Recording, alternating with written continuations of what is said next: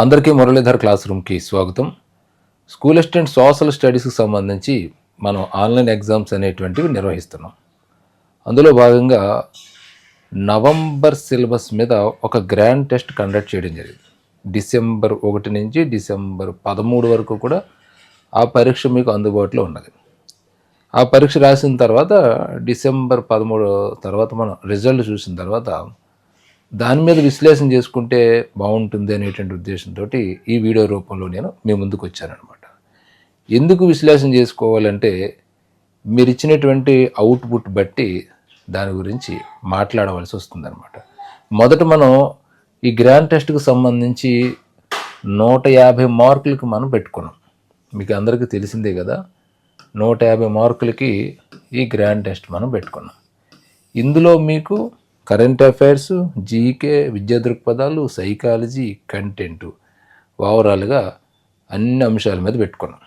అంటే నవంబర్లో 1వ తారీఖు నుంచి నవంబర్ 30 వరకు మనం నిర్వహించినటువంటి ఎగ్జామ్స్, దానికి ఇచ్చినటువంటి సిలబస్ని బేస్ చేసుకుని ఈ పరీక్ష జరిగింది.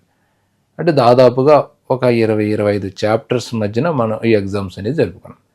పైగా ఇందులో మీకు బిలో 10th ఉంది, అబో ఇంటర్ 10th నుంచి బిలో 10th నుంచి, అలాగే ఇంటర్ నుంచి కూడా అక్కడ పేపర్ అనేటువంటిది ఇవ్వడం జరిగింది.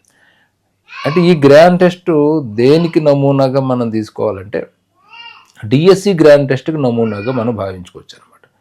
ఇప్పుడు మనకి మెథడాలజీలో స్థూల బోధన, సూక్ష్మ బోధన అని ఉంటుంది. స్థూల బోధన అంటే 45 నిమిషాల పాటు చెప్పేటి పాఠం.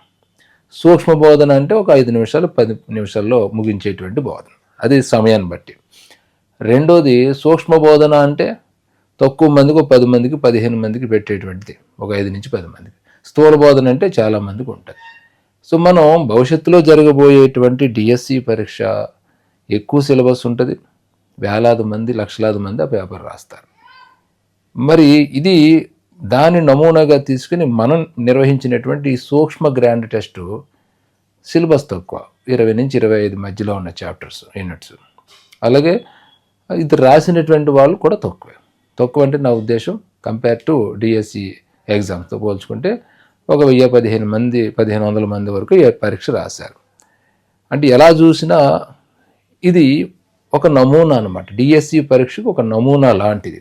ఎందుకంటే ఇందులో అన్నీ ఉన్నాయి కాబట్టి, జీకేని వదలలే, కరెంట్ అఫైర్స్ వదలలే, కంటెంట్ వదలలే, మెథడాలజీ వదలలే, విద్యా దృక్పథాలు, సైకాలజీ కూడా వదలలే, అన్నీ మనం ఇచ్చుకుంటూ వచ్చాం.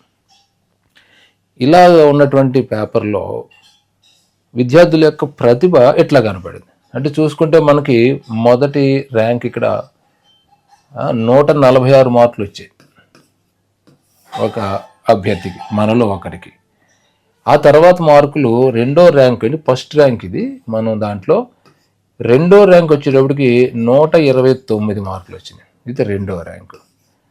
ఇంకా తర్వాత మూడో ర్యాంకు కూడా 129 ఉన్నాయి, తర్వాత 128 ఉన్నాయి, తర్వాత 126, తర్వాత మళ్ళీ 123, మళ్ళీ 121, 119, ఇట్లా చూసుకుంటే 70% కట్ ఆఫ్ తీసుకున్నట్లయితే కేవలం 34 మంది మాత్రమే ఈ యొక్క గ్రాండ్ టెస్ట్లో అద్భుతమైనటువంటి ప్రతిభ చూపారని చెప్పుకోవచ్చు. అంటే ఇక్కడ 70% తీసుకున్నాం. యాక్చువల్గా అంత కూడా తీసుకోకూడదు మనం డిఎస్సి పాయింట్ ఆఫ్ వ్యూలో చూసుకుంటే. ఇంకా అంటే కొన్ని రిజర్వేషన్లు ఉంటాయి కాబట్టి అక్కడ వరకు వచ్చింది.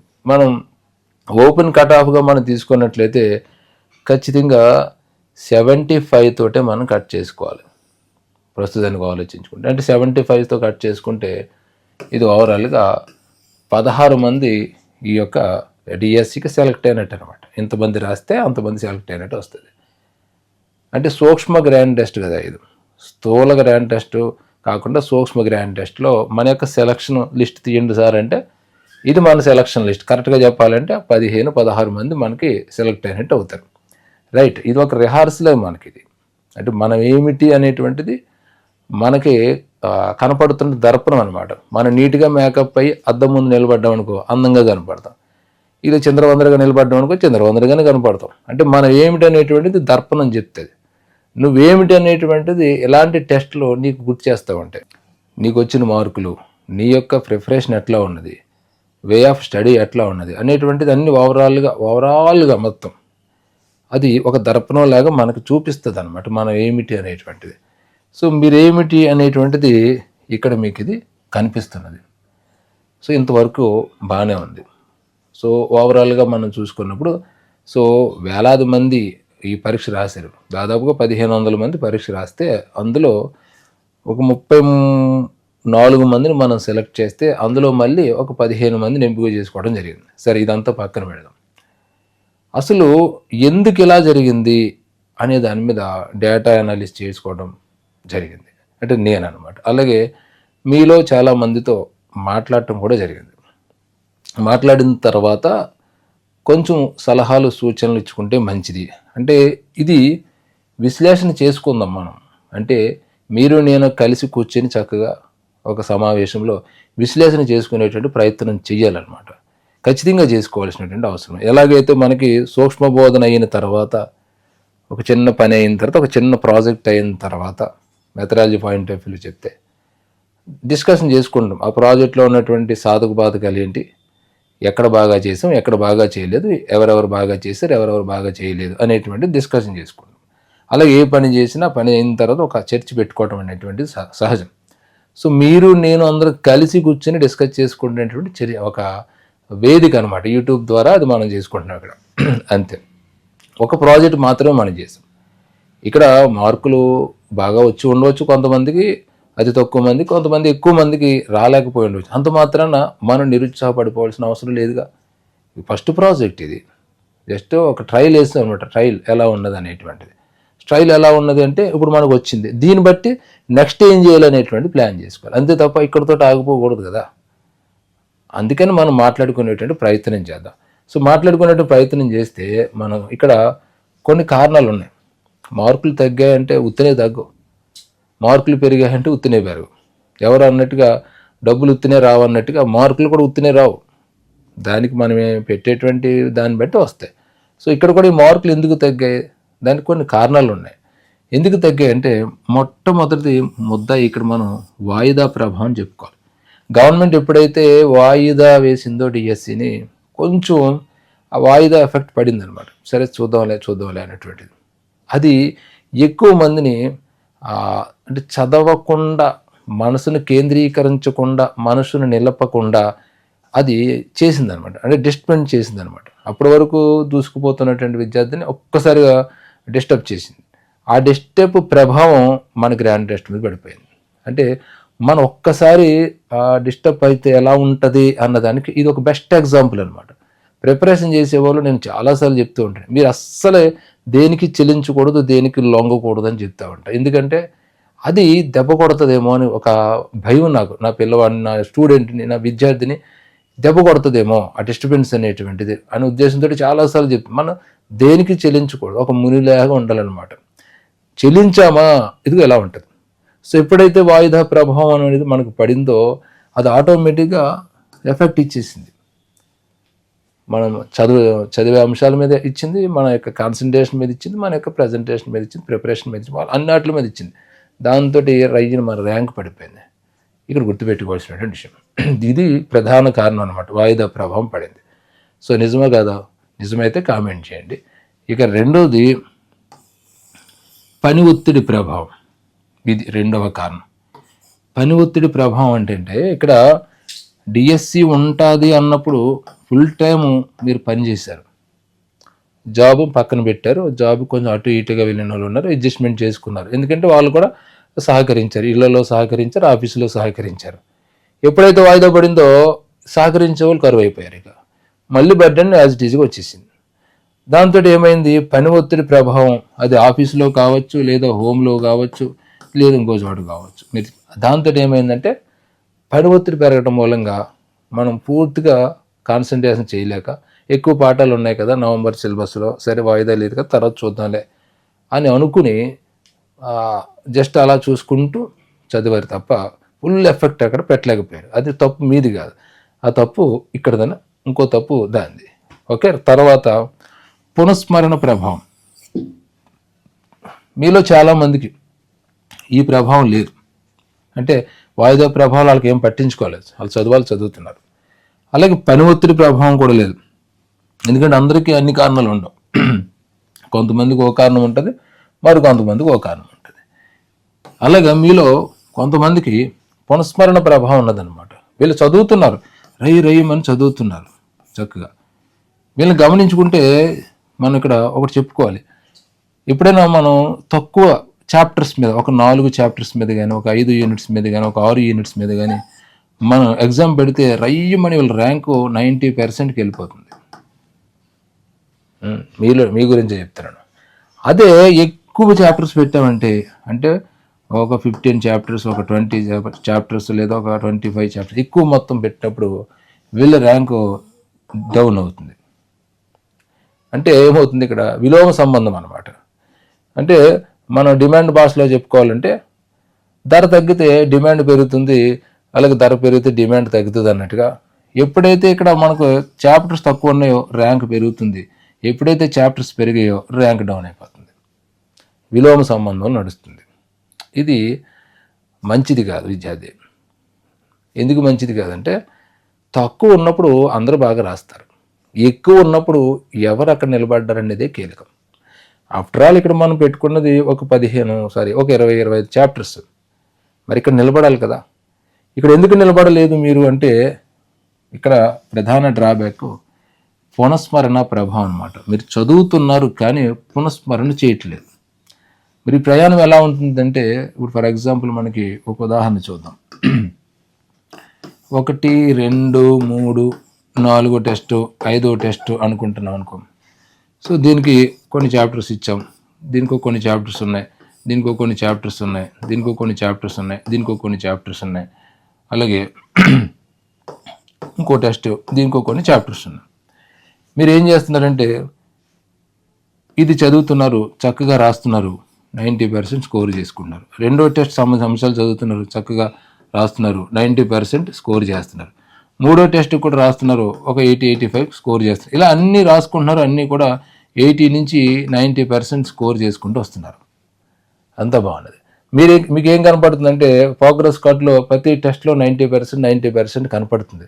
దాంతో మనం బాగున్నాము అనిపిస్తుంది మనసుకి ఏంటి, అది మీకు ఇంకా వచ్చేసింది, ఇంకా మూమెంట్ మనకు కరెక్ట్గా ఉంది, ప్రిపరేషన్ బాగుంది అనిపించింది.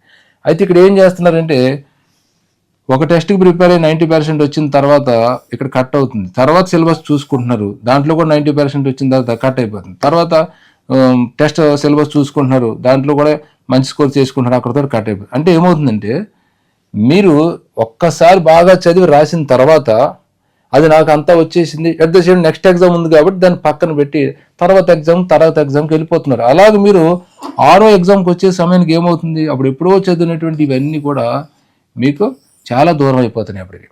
అంటే అప్పుడు చదివి ఇంచుమించు 10 రోజులు 15 రోజులు అయిపోతుంది అనమాట. ఎప్పుడైతే మీరు పక్కన పెడుతున్నారో ఆటోమేటిక్గా ఏమవుతుందంటే మన స్మృతి అనేటువంటి తగ్గుతూ ఉంటుంది. ఎవరికైనా సహజం అది. ఇలా చేస్తున్నారనమాట. అంటే ఓవరాల్గా చూసుకుంటే మీరు బ్రహ్మాండంగా ఉన్నాం, మనం 90%లో ఉన్నాం అనేటువంటిది ఉంటుంది, కాదంటలేదు. కానీ టెస్ట్ ప్రకారం చూసుకుంటే ఉంటుంది, కానీ ఇలాంటి గ్రాండ్ టెస్ట్ వచ్చినప్పుడు డౌన్ అయిపోతుంది. కారణం ఏంటంటే, ఇక్కడ మీరు సరైనటువంటి పునఃస్మరణ చేయలేకపోవడం మూలంగా వచ్చినటువంటి పరిస్థితి. ఇది మీలో చాలామంది అనమాట. మీరు ఈ పార్టీ గమనించి ఉంటారు. అందుకే మనం చక్కగా చర్చించుకుంటున్నాం అనమాట. ఇక్కడ చర్చే మాత్రం, ఇది కేవలం డిస్కస్ చేసుకుంటున్నాం, ఏంటి లోపం ఎక్కడ ఉంది, ఎక్కడ మనం తడబడుతున్నాడు. ఇక్కడ మీకు ఎక్కువ మందికి అంటే మిగతా నవంబరు అంటే చూడండి, సెప్టెంబర్లో మనం ఎగ్జామ్స్ పెట్టుకున్నాం, అక్టోబర్లో ఎగ్జామ్స్ పెట్టుకున్నాం, ఈ ఎగ్జామ్స్ అన్నట్లో, అలాగే నవంబర్లో కూడా ఎగ్జామ్స్ పెట్టుకున్నాం. మొత్తం అన్ని ఎగ్జామ్స్లో మీరు బాగా ప్రతిభ కనబరిచారు, చక్కగా రయ్యమంటూ 90% స్కోర్ చేశారు. అవుట్ ఆఫ్ కూడా స్కోర్ చేసిన వాళ్ళు ఉన్నారు. 80%, 75% చాలామంది బీభత్సంగా చదివి మంచి స్కోర్ చేసుకున్నారు. ఎప్పుడు అది తక్కువ మొత్తంలో ఉన్నప్పుడు ఎక్కువ ప్రతిభ కనబరిచారు అద్భుతంగా. అట్ ద సేమ్ టైం మీరు ఎవాల్యూట్ చేసుకుని ఆ ప్రోగ్రెస్ కార్డు చూసుకుని మనం ప్రతి టెస్ట్లోనూ 90% ఉంది అనుకున్నారు. అదంతా స్ట్రైక్ రేట్ చూస్తే కరెక్ట్గా ఉంది, కానీ ఆ టెస్ట్కి ఇచ్చిన సిలబస్ను కూడా మీరు పరిగణనలోకి తీసుకుని మీరు ముడివేసుకున్నప్పుడు మాత్రమే మన యొక్క ప్రిపరేషన్ ఎట్లా ఉన్నది అనేటువంటిది తెలుస్తుంది. మీరు ఎప్పుడైతే పునఃస్మరణ అనేటువంటిది పక్కన పెడుతూ నెక్స్ట్ టెస్ట్ సిలబస్, ఆ తర్వాత టెస్ట్ సిలబస్ మీద ఫోకస్ చేసుకుంటూ వెళ్ళిపోతూ ఉన్నారో ఏమవుతుందంటే, కొత్తది వస్తూ ఉంటుంది, పాతది పోతూ ఉంటుంది. కొత్త నీరు వస్తే పాత నీరు పోతుంది అన్నట్లుగా మీరు కొత్తవి చదువుతూ ఉంటారు, అది బాగా వస్తాయి. పాత మరి ఏమవుతుంది, వెనక్కి వెళ్తుంది. అంటే మన కాన్సన్ట్రేషన్ ఎప్పుడైతే మనం బ్యాక్ పెట్టామో అది బ్యాక్ వెళ్తూనే ఉంటుంది. అట్లా మళ్ళీ ఆ టెస్ట్ పెట్టినప్పుడు వచ్చి చూద్దామంటే కుదరదు. ఈ సైకిల్ లాగా మీరు ఎప్పుడు కూడా తిరుగుతూ ఉండాలి. ఆ టెస్ట్ ఉన్నదా, టెస్ట్ లేదా అనేది మనకు అనవసరం. ఇక్కడ మనకంటూ ఒక ప్లాన్ ఉండాలి. ఆ ప్లాన్లో ఖచ్చితంగా రివిజన్ చేస్తూ ఉండాలి. చదివిన అంశం మళ్ళీ చదవాలి, చదివిన అంశం మళ్ళీ చదవాలి. కనీసం ఒక 4 డేస్కి ఒకసారి అయినా సరే చదివిన అంశాలు ఆ పేజీలైనా తిప్పుతూ ఉండాలి. టైం లేకపోయింది అనుకో పేజీలు తిప్పాలి. పేజీలు తిప్పడం వల్ల ఏంటంటే ఆ పేజీలో ఉన్నటువంటి అంశాలు మనకు మెదడులో అది తిరుగుతూ ఉంటాయి అనమాట. రైట్, ఇది ఈ పేజీలో ఉంది, ఈ పేజీలో ఈ అంశం నేను చదివాను కదా నీకు గుర్తు చేస్తూ ఉంటుంది అనమాట. ఇప్పుడు చూడండి, మనకి తరచుగా కనబడుతున్నాడు అనుకో బాగా గుర్తుంటాడు, తరచుగా మాట్లాడుతున్నాడు అనుకో బాగా అతను గుర్తుంటాడు. అంటే మనకు బాగా కనబడే వాళ్ళు మనం రోజు చూసేవాళ్ళు మనకు బాగా ఐడెంటిఫై చేస్తాం, గుర్తుంటాం. కానీ మనకు దూరంగా జరిగిన వాళ్ళు, మనకు టచ్లో లేని వాళ్ళు, మనతో మాట్లాడిన వాళ్ళు ఏమవుతారంటే వాళ్ళ గురించి అంటే రోజు మర్చిపోతుంటాం వాళ్ళ. ఎందుకంటే వాళ్ళు మనం కాన్సన్ట్రేట్ చేయట్లేదు, వాళ్ళు మనకు పరిచయం లేరు కాబట్టి, పరిచయం తగ్గిపోయింది కాబట్టి. ఇక్కడ కూడా మీరు చదువుతున్నారు, బాగా క్లోజ్గా మూవ్ అవుతున్నారు వాటితోటి, ఆ చాప్టర్స్ తోటి. తర్వాత ఏం చేస్తున్నారు, క్లోజ్ ఫ్రెండ్స్ని మెల్లగా దూరం అయినట్టుగా ఆ యొక్క చాప్టర్స్ని ఇంకో దూరం పెట్టుకుని మళ్ళీ ఇంకో కొత్త ఫ్రెండ్స్, ఇంకో కొత్త టాపిక్స్తో వచ్చేస్తున్నాం మనం. దాంతో ఏమవుతుందంటే పాత అంతా వెళ్ళిపోతున్నాయి. ఇది మీ యొక్క లోపం. అందుకనే ఇంతమంది పడిపోయారనమాట ఇక్కడ, అంతే తప్ప ఇంకోటి ఏం లేదు. మీరందరూ బాగా చదివారు, అద్భుతమైన ప్రతిభ కనబరిచారు, మంచి స్కోర్ చేసుకున్నారు. ఒక రకంగా ఇది మనకు మంచి జరిగింది. మనల్ని మనం ఒక్కసారి ఇవాల్యూట్ చేసుకోవడానికి మంచి అవకాశం దొరికిందనమాట. మనం పెట్టుకోకపోతే ఏమైంది, మీరు రాయకపోతే ఏమైంది, మీరేంటో ఆ భ్రమల్లో ఉండిపోదు. అందరం కూడా 90% వచ్చేసింది కదా, నా అంత తోపు లేడులే, నేను బాగా చదువుతున్నా అనే ఒక భ్రమంలోకి వెళ్ళిపోదు ఖచ్చితంగా. సో అందుకనే అలాంటి భ్రమంలోకి ఎక్కడ జారిపోతారేమో నా పిల్లలు అని ఒక్కొక్కసారి ఇలాంటి చిన్న జలక్లో లేదా ఒక హెచ్చరిక అనుకోండి, లేకపోతే ఇంకోటి అనుకోండి, అలా టెస్ట్ చేసుకుంటూ ఉండాలన్నమాట మనం. అప్పుడు మళ్ళీ మనకి అలర్ట్నెస్ అనేటువంటి వస్తుంది. ఎందుకంటే అందరూ ఒక స్థాయిలో ఉన్నటువంటి మనుషులమే కదా. మనకి ఒక్కసారి మనం హెచ్చరికలు చేసుకుంటే మనకు ఎవాల్యుయేట్ చేసుకుంటే జస్ట్ సెటరేట్ అయిపోతాం. మనమేం చిన్నపిల్లలం కాదు కాబట్టి సెటరేట్ అయిపోతాం. ఆ ఉద్దేశంతో ఇది మనకు మంచి కోసమే జరిగింది, మీ మంచి కోసమే జరిగింది. 100% మార్కులు తగ్గాలి, ఇంకా తగ్గాలి, 40% కూడా రాకూడదు. అప్పుడే కదా మనలో భయం అనేటువంటి స్టార్ట్ అవుతుంది, అప్పుడే కదా మనం ఇంకా బాగా చదవాలనిపిస్తుంది. అది ఓకేనా, ఒక రకంగా మంచి జరిగింది. ఇంకా తర్వాత కొంతమందికి సమయ ప్రభావం, అంటే సమయం లేకపోవడం అదొకటే. దాంతోపాటుగా వీళ్ళు అంశాల మీద బ్యాలెన్స్ చేయకపోవడం కూడా ఇక్కడ దెబ్బడిపోయింది. అదే పునఃస్మరణ ఎలాగో ఇది కూడా అలాంటిదే. అంటే ఉన్న సమయాన్ని అంతా కూడా తక్కువ చాప్టర్స్కి ఇచ్చి అందులో ఎక్కువ స్కోర్ తెచ్చుకోవడానికి ప్రయత్నిస్తున్నారు తప్ప ఎక్కువ చాప్టర్స్ ఉన్నటువంటి అంశాల మీద ఫోకస్ చేయకపోవడం, ఆ సమయాన్ని కేటాయించకపోవడం, ఉన్న సమయాన్ని సద్వినియోగపరుచుకోకపోవటం కూడా ఇది ఒకటి మనకి ప్రధానమైనటువంటి లోపం అనమాట. అంటే ఇక్కడ విచిత్రం ఏంటంటే మనం గమనించుకుంటే నవంబర్ సిలబస్లో మనం ఏదైతే గ్రాండ్ టెస్ట్ పెట్టుకున్నామో ఆ గ్రాండ్ టెస్ట్ తాలూకు అన్ని పాఠాలు కూడా నవంబర్ 1వ తారీఖు నుంచి నవంబర్ 30 వరకు కూడా జరిగే టెస్టులు. కొత్త చాప్టర్స్ ఏమి ఇవ్వలేదు.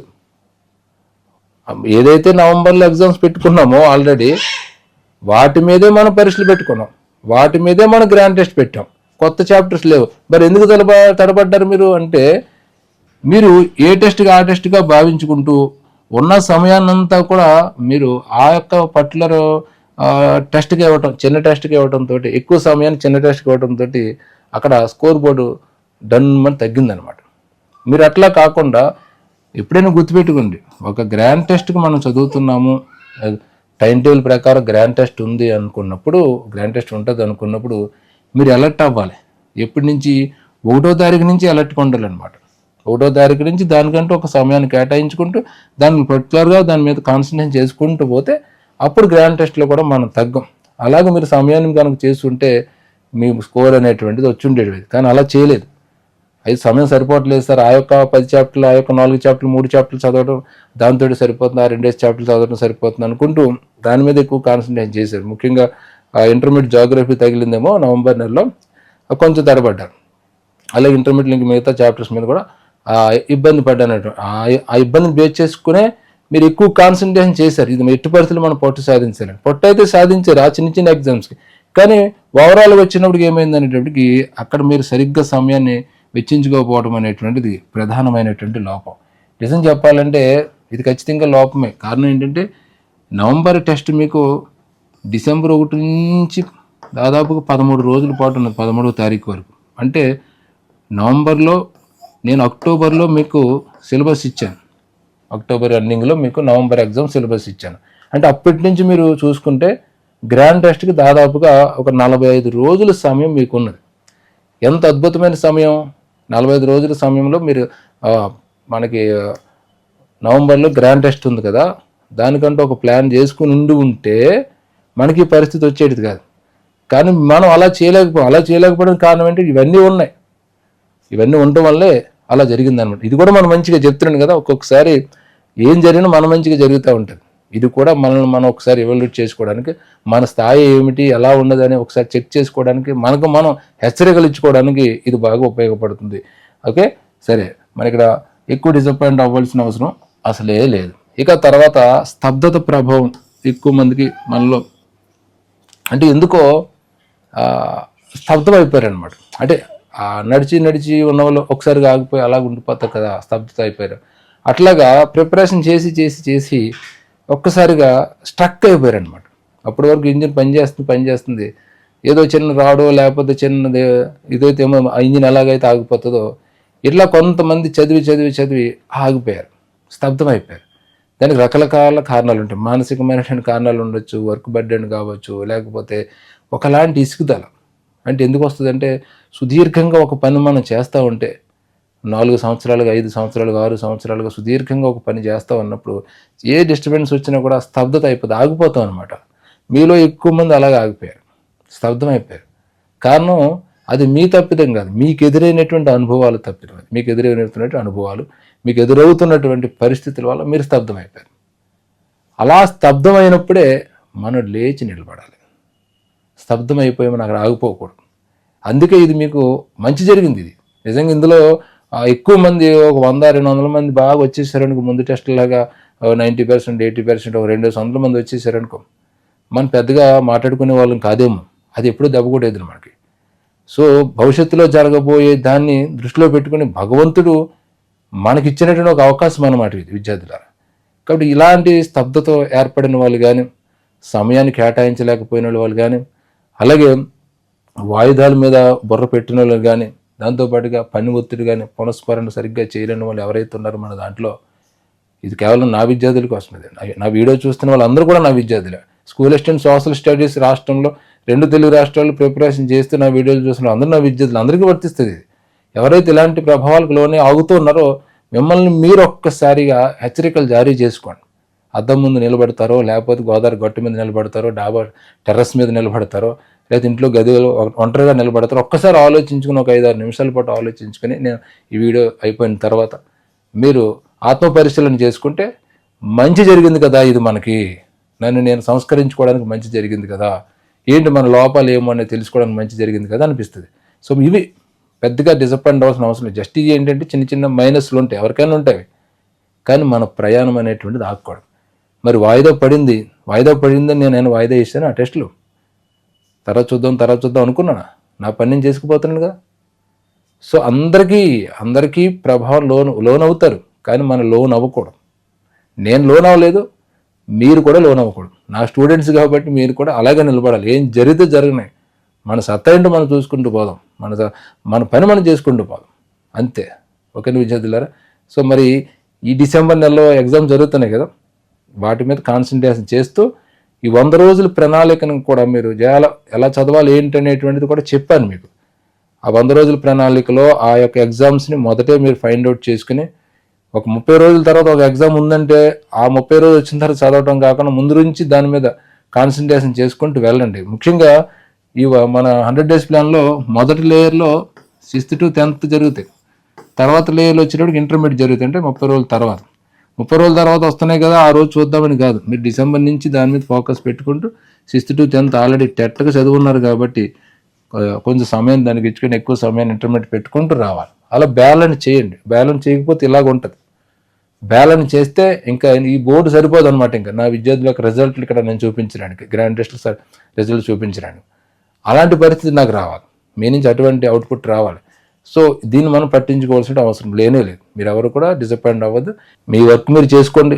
ఏదైనా డిసప్పాయింట్ అయ్యారా, ఎక్కడైనా మనసు తడబడిందా, ఆందోళన చెందుతున్నారా, మై హోనా నేను ఉన్నాను కదా, నాతో మాట్లాడండి. లేదా మీరు సంస్కరించుకోవడానికి ప్రయత్నించండి తప్ప స్తబ్దంగా ఉండిపోకండి, ఆగిపోకండి విద్యార్థులారా. ఓకేనా? ఈ వీడియోని ఇక్కడితో ముగిస్తాను.